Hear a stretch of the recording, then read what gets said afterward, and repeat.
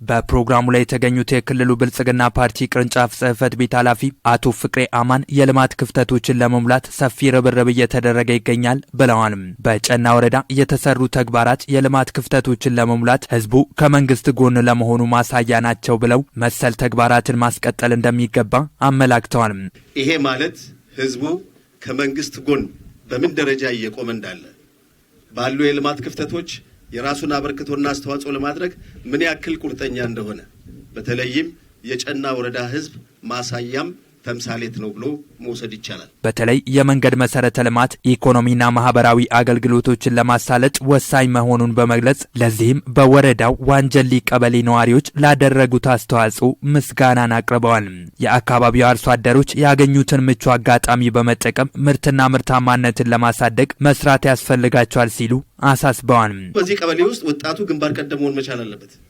በተለይ ዶሮዎችን፣ የወተት ከብቶችን፣ አሳዎችን ወዘተ በዛ ስር የተቀመጡ ኢኒሼቲቮችን ግንባር ቀደም ሆኖ ፈጻሚም ግንባር ቀደም ሆኖ ተጠቃሚ መሆን መቻል አለበት። በዚህ ደረጃ ትኩረት አድርጎ መስራት፣ በዚህ ደረጃ ትኩረት አድርጎ መንቀሳቀስ ይገባል ነው። የካፋ ዞን ዋና አስተዳዳሪ አቶ እንዳሻው ከበደም በወረዳው የተገነቡ ድልድዮች ከዚህ ቀደም በወንዝ ሙላት ይቸገሩ ለነበሩ የአካባቢው ነዋሪዎች እፎይታን ያስገኘ ነው ብለዋል። ዛሬ የተከናወኑ ተግባራትንም እያንዳንዳቸውን ብናይ ለህዝቡ ችግር ተደራሽ የሆኑ ናቸው። ከድልድዩ ብንነሳ ቅድም እንደተባለው አንድ በሰም ሙሉ በሙሉ ይሞት የነበረ ነው። ተማሪዎች ትምህርት መማር የማይችሉበት አጋጣሚ ነው ያለው። ዛሬ ድልድዩ በመሰራቱ ከዚህ በኋላ ይህን ሞት ማናስተናግድበት ሁኔታ ይኖራል ማለት ነው። ትልቅ እረፍት ነው የተገኘው። በቀላሉ መንቀሳቀስ የሚቻልበት ሁኔታ ነው ያለው።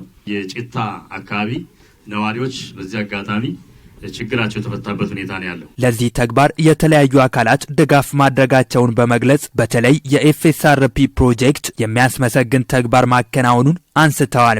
በወረዳው ከተመረቁ ፕሮጀክቶች መካከል የካርኩይ መስኖ ልማት አንዱ መሆኑን ያስታወሱት አቶ እንዳሻው ይህ ልማት በዓመት 3 ጊዜ የማምረት ውጥንን ከግብ ለማድረስ ትልቅ እገዛ ይኖረዋል ብለዋል።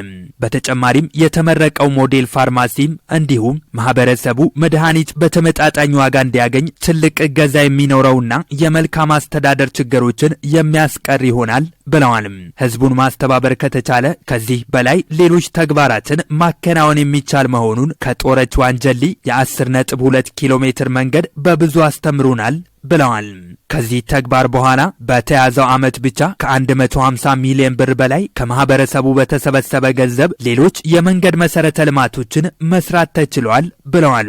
የጨና ወረዳ ዋና አስተዳዳሪ አቶ ተረፈ ገብረ ማርያም የማህበረሰቡን የመልካም አስተዳደር ችግሮች ሊፈቱ በሚችሉ ተግባራት ላይ በማተኮር በርካታ ስራዎች ሲሰሩ መቆየታቸውን አንስተዋል። ህዝቡን በማስተባበር እንዲሁም በመንግስትና መንግስታዊ ባልሆኑ ድርጅቶች ድጋፍ በወረዳው የዘመናት ጥያቄ ሆነው የቆዩ የልማትና የመልካም አስተዳደር ችግሮች እየተፈቱ ይገኛል ብለዋል።